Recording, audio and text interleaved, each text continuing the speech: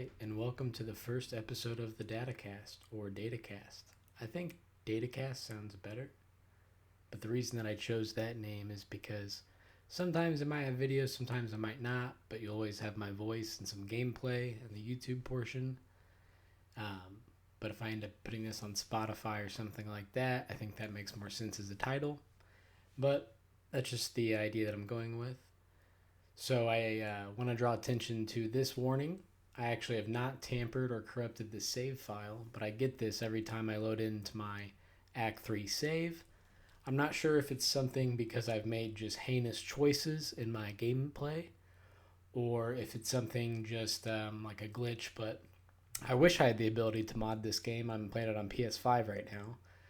When I get it on PC in the future, I might, do some mods, so no problem with modders out there. I think every game is meant to play how you enjoy, and those who are anti-modding, I understand for competitive gameplay, but really I have no problem with it. So why are we here? What is this? Who am I?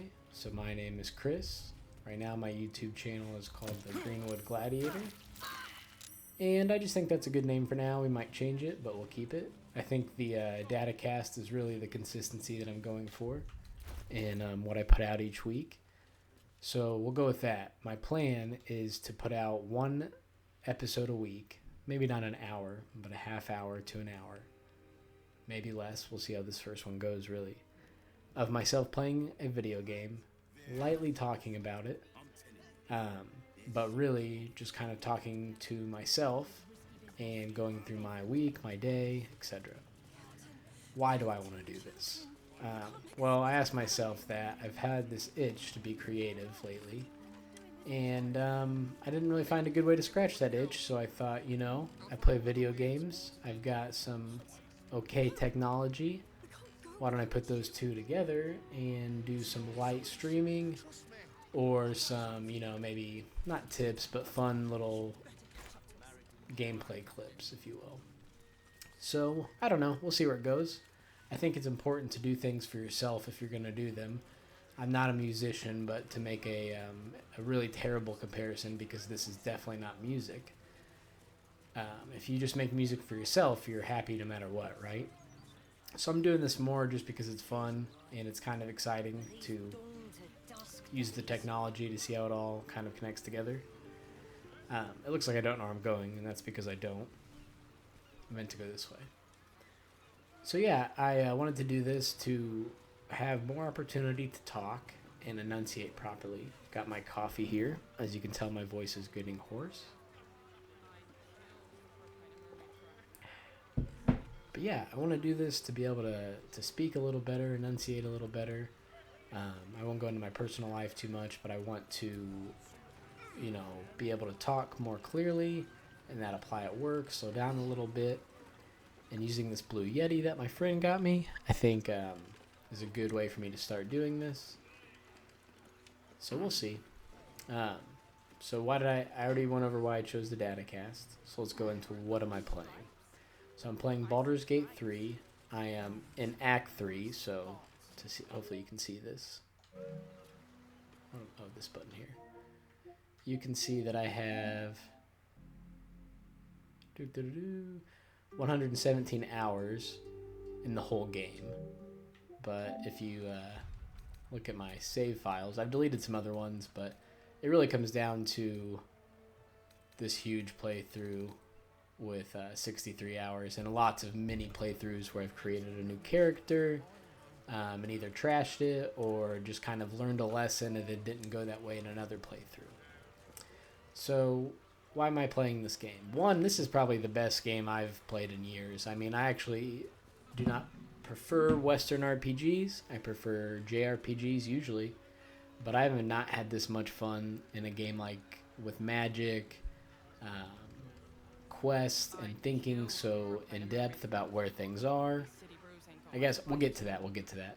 I have not had this much fun since probably Oblivion, and some people don't like that game, so I apologize. But Oblivion was fun because you would get a quest that would say, something along the lines of, there's great treasure to be found beneath the water or on the other side of the water. and maybe there'd be a map that would show you an island and a beach, but not really show you where it is.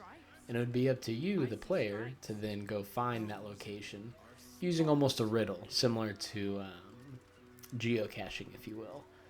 And it sounds silly to those who have been playing video games for a long time, because this is how games have always been. It's not a waypoint. It's not a yellow marker that just shows you where things are. It's a clue that you have to choose to really care about.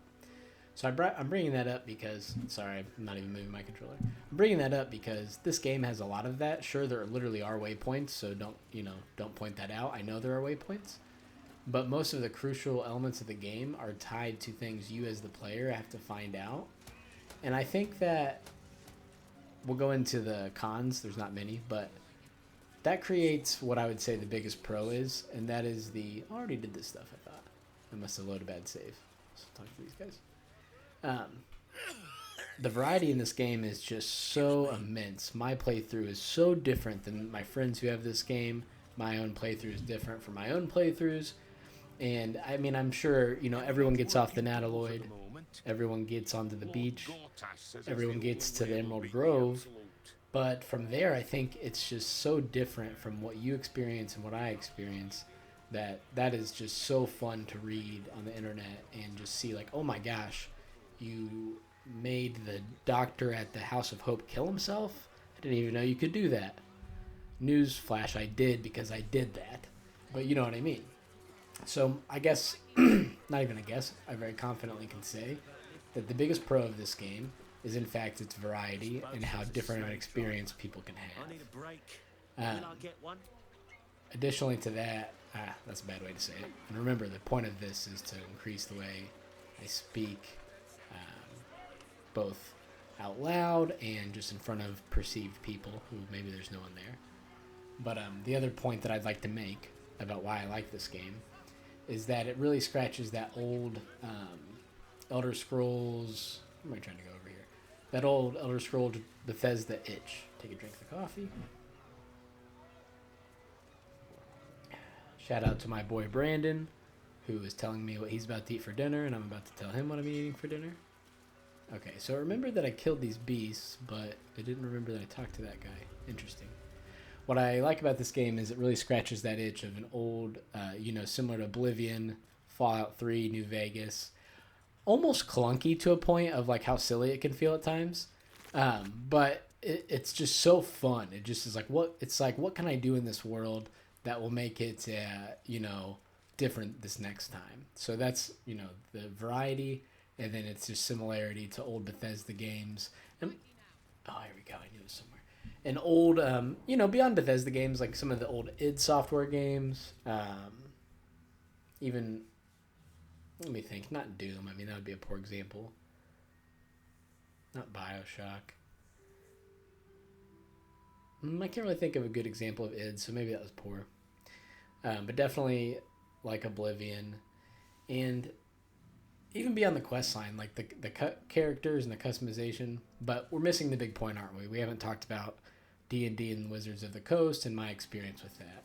So let's make sure we're decently rested here first.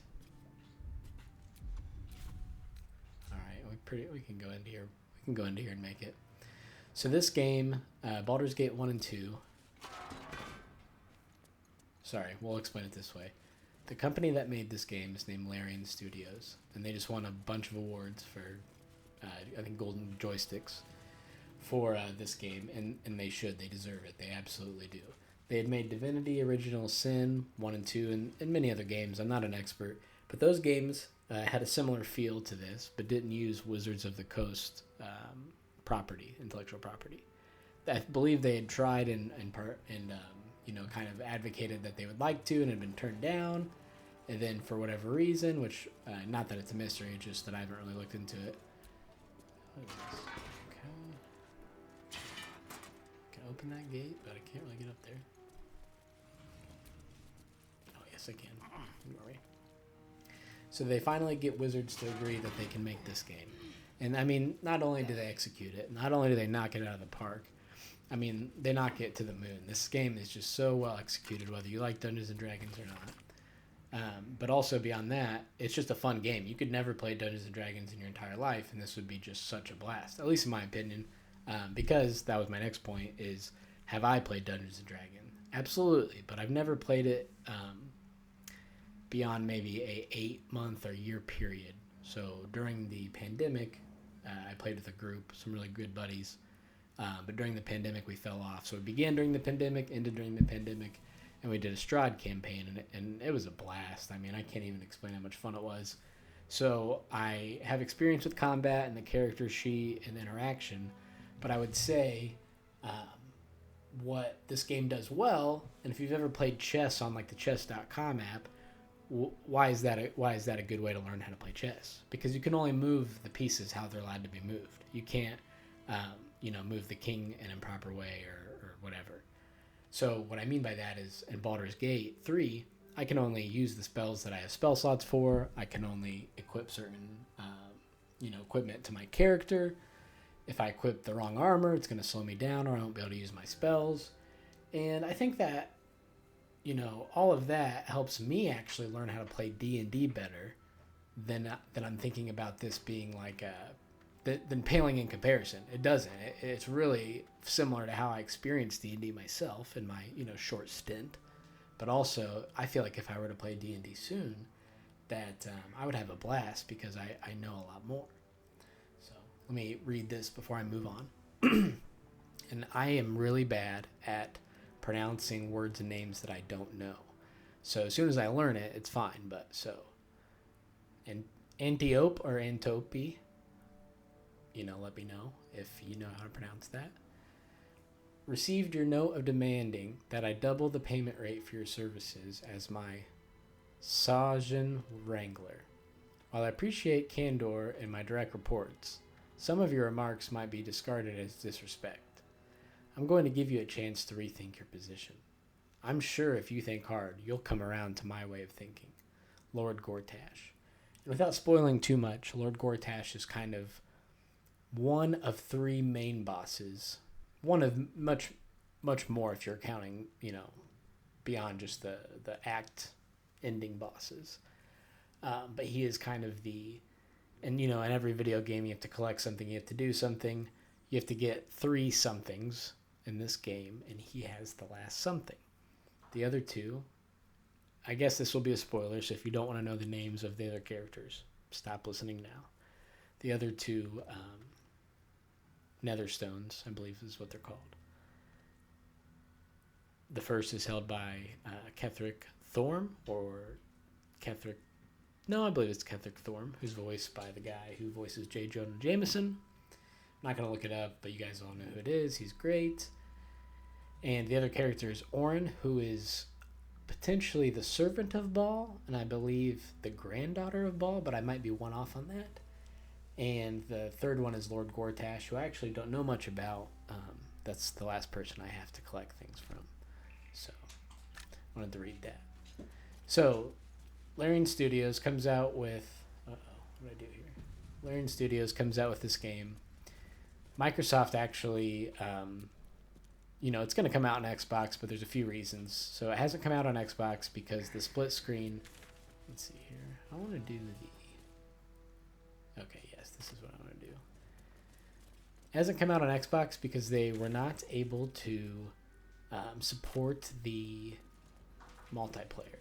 Not multiplayer, the split screen on launch on the Xbox Series S. So, maybe that's true. Or it's true, but not a really big deal. I mean, I think not many people are doing that. But comes out on the PlayStation, is a hit.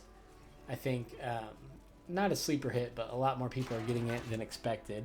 Kind of blew my mind that there isn't a physical release. I will buy it if there is eventually a deluxe edition that is physical. But you see a trend of that. Alan Wake as well, digital only. Shout out to my dog Dobby, love you buddy. There's probably other games that have been digital only that are big, but those are just some in my time that have really surprised me. I mean, Alan Wake's a pretty large game. As I've been saying for almost 20 minutes now, or 15 minutes now, that this game is ginormous as well. I'm trying to think, did I come down? Okay, so that gets me to the Undercity. I don't want to do that. Maybe it wasn't the basement that I I needed to go to. So I got stuck on this last night, and I don't like to look up things unless I have to, but I looked this up, and it said that there was a hatch in the room above that maybe I misinterpreted the basement as the hatch. An Archduke's Leadership. I've seen this book before. A pamphlet by the Gortash for Archduke Voluntary Campaign. As Archduke, Lord Gortash's top priority will be surveillance to ensure that the disloyal elements do not threaten Baldur's Gate and its people from within. No policy can be more important. All right. So, I know I've not done a lot visually in this, but this was also episode 1. Not ending, I'm just giving a little bit of a feel here. All right, what's going on? Something cool is probably going to pop off in here. I don't really want to over prepare because I think I can handle some more skirmishes before I need to camp.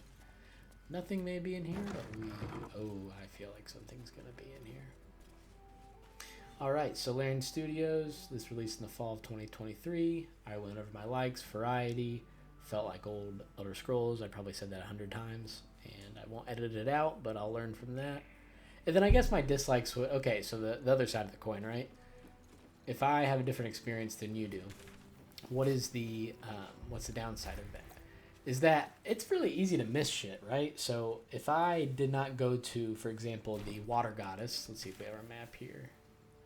Oh, I don't remember how to go to the bigger map. Oh, well. If I didn't go to the Water Temple in Baldur's Gate, proper city, Act 3, and witness this funeral... I would not have heard of this quest, which, I mean, I can tell you more. I can tell you a little more. Find the poisonous beast's master. So the beasts is owned by a master trying to find that master, right? Holly's corpse was retrieved by the Grey Harbor's fishers, and they might know more about the beast that killed her. Flood Tide Alaranda, Alandra, that's another tough one. Alandra Grey bid us avenge Holly, a fallen wave servant of Umberly. She was killed by a noxious poling beast around Grey Harbor. We must find it and slay its master. So if I wouldn't have went to the Water Temple at the very end of the path, I mean, Baldur's Gate City is very big. This is at the very end of the path. If you go all the way, then I wouldn't have known about this quest. And I'll try not to spoil it, because hopefully we can find it while I'm on here. Oh yeah, we're going to find it. If I didn't know about that, we wouldn't have got to do what we're about to do, which has to do with the submarine, and I'm pretty excited. I keep forgetting that I'm streaming, so I'll be able to edit if I need to. A little bit. I don't really want to edit too much. Let me hit on that topic. So why is this called the Datacast? We went over because it's a medley of content. It is going to be gameplay, maybe montages. It might be a little bit of this, a little bit of that.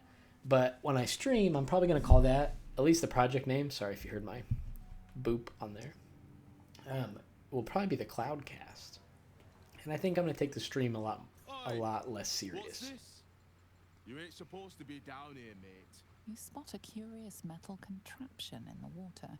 A submersible. I mean, number one is really what I know. All right.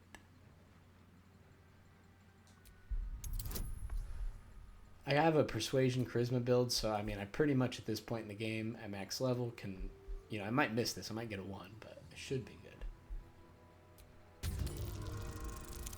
Larian, if you ever hear this, please add more dice to the game. I know you don't like microtransactions. I know you don't want to charge me, but man, do I want more dice. Or die, rather. Well, no, more dice, yeah, because I want multiple. Right? Especially with the rough water between here and the Iron Throne. No prisoners lost in the last batch of runs either, though them servants of Umberly are making the trip damn near deadly. Blood is I'm not talking, so you listen to what Red Hammer the Divisor I've says. almost hit 1 or 2 now. Might have even nicked one off the port bow the other day. Maybe that'll teach them to keep out of the way. I mean, I'm always ready to fight, but I'm not just trying to fight. So in D&D, once you start playing in real life, eventually you'll hear this term called hobo murder, which is probably is not politically correct. Terrible term. But what that means is that you have a character, or rather a party member, who at any point in time is just going to fight the NPC or fight the quest giver, whatever it is. It's just like, so what does the party do? they attack the person. No, you don't do that. You need to find out more information. So yeah, I could attack him. I will win, but I don't need to do that. So It's an underwater prison, most secure in the realms. Myself and Cap are the only ones who can make it there in one piece. okay, Lord interesting. Gortash keeps some Gondians there. Collateral to keep those working in the Steelwatch Foundry under control. All right, now that I know what the Iron Throne is, I need to go there. Do you now? Boss never sends anyone Alright, that another way check but here. prisoners. And okay, this has to be spoken about. This has to be spoken about. What save scumming is. So I think this would apply to any game, but it really applies to this game. And every time the die comes up, I have the ability to save. And if I don't get a roll that's favorable to me, I could re-roll by reloading. It takes almost 3 real minutes of time on the PS5 without any sort of enhancements. Like I guess I'm not even sure what kind of enhancements you could have. So that's a long time, right? You're almost punishing yourself. So they call it save scumming. Definitely a negative connotation to that. And it's kind of saying like you should get what you get. Now, there are some decisions and some outcomes in this game that if you just go with the 1, you roll a 1 out of 20 and you get that, you are not going to be able to progress the story any further. And that would be unfortunate. So I say that to say sometimes you do need to save scum. This particular quest I'm pretty excited about, so I don't want to mess anything up. I probably already saved, but classic gamer, going to do it again just to be sure.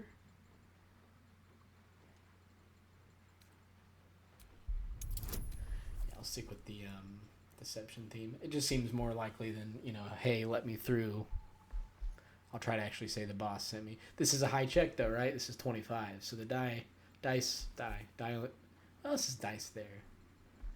All right, sound off in the comments, those 0 to 1 people listening at the time of posting. What would be the correct term? Because it's 1, so I would think that's a die. But it says roll dice. The idea could be that some of these modifiers do add other visual dice to the screen. So, all right, but to move on from that, semantics aside about the device with the numbers on it, here we go. All right, that's pretty bad. We're probably not going to get this. See what our options are. Yeah, I don't know. I said probably. We're absolutely not going to get this. Failure, it tells you. We have no other options. So we're going to save scum because... Well, let's see what our options are. Yeah, I'm not gonna mess that up. So we're going to load it up. And while we're waiting, I would like to tell you that if I had to rank the top 3 songs of Creed, I would go with Higher. Second, I would go with Arms Wide Open. And 3, I'd go with My Sacrifice. Now, the reason is that all 3 of these songs do sound similar, but each one has just enough difference to it. And Higher, I think, gives me the most energy. The next 2, I think, are almost the same, but I would put With Arms Wide Open over Sacrifice. Or it's either Sacrifice or My Sacrifice. Because I think when you get around people and that song plays, we all know the words. So the communal effect that it has. There are other good Creed songs. I know Creed is having a bit of a renaissance right now. Maybe just a Chris renaissance a little bit. But it's one of those things where I can't help but be happy when I listen to them. So even if they are bad music, quote unquote, I think that it's enjoyable to listen to. And, don't... what is it? Yuck people's yums? Maybe it's yum people's yums. Alright, so we're doing this again. I mean, I have a lot of money. I could do that, but I want to save my money. I mean, this option just seems unrealistic. I say, please, there's something I need to do in the throne. Something Lord Gortash doesn't need to know about. I would never believe this, no matter who's on the other end of this. We're going for it again. Come on, come on, come on. Big money here, big money here. Alright, it's possible. Gosh darn it! Alright. Sure, don't know what your game. We're going to do one last time, and if not, we might just have to throw hands. But again, this is part of, I could never do this. And if I continue to play this game, you'll see me not do this often. But if I don't get into the submarine, I can't go to the place a submarine takes you. And, you know, this is just one of those quests where I don't want to miss. I'm level 12. I don't have much to gain. I just have to kill Gortash or rather just see what happens with him. And I'm okay with it. I'm at a place where I'm 110 hours into the game. Every time this happens, I could check my phone. I could get a snack. I could get a Coke Zero. You know, what have you. So I don't mind that. I'm a patient man. I'm a patient gamer. It does not bother me.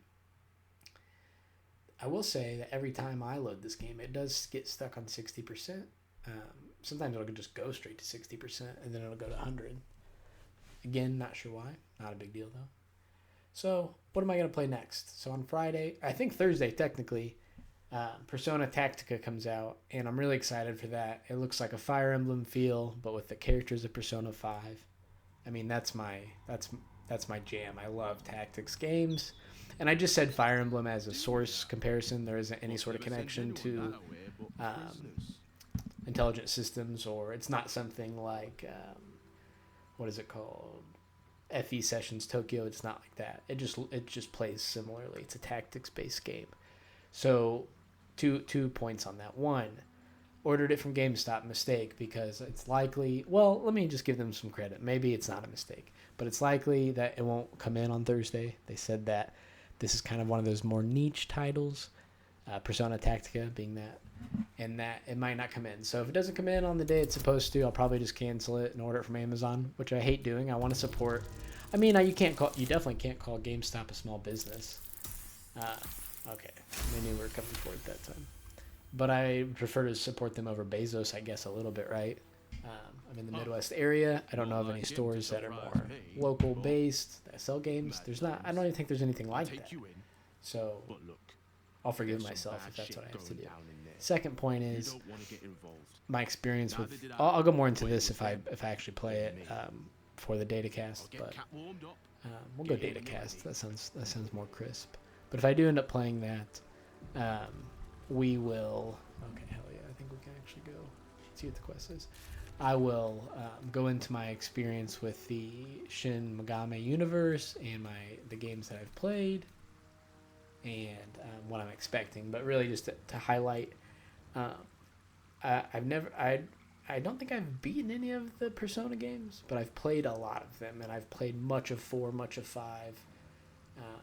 I have played a little bit of Strikers, and that's probably it. But I've played a lot of 5 Royal, and I've played Shin Megami Tensei 5, which is kind of just the, bare bones of what's happening in the other games, but it's still pretty fun. So with this, I'm excited because I love tactics. I love grids, and even if there's not grids, I love moving and then doing something, right? So that's why I like this game. That's why I like Fire Emblem, of course. It's why I like, Tactics Ogre, Triangle Strategy, anything like that. I'm just going to be drawn to it. So let's read this update. We spared Red Hammer's Umberly wrath for now and have charged him with taking us to Gortash's Iron Throne. Okay. Well, damn, I don't know if I'm ready for that. Again.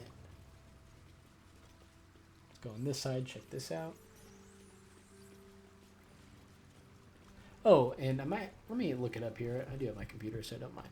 But I did want to bring up, there's a game, maybe 2013, again. No, it'd be later. There's a game on the 3DS.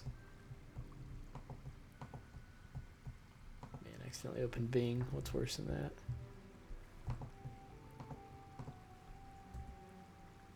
Was it called Stellar Glow? No, that's not what it's called. No, it was Stellar Glow. There's this game made by Atlas that plays a lot like Fire Emblem. When did it come out? I spelled it. Yeah, I wouldn't have thought of Stella. And it was a lot of fun. So I'm wondering if some of the DNA in this game, 2015, that's funny.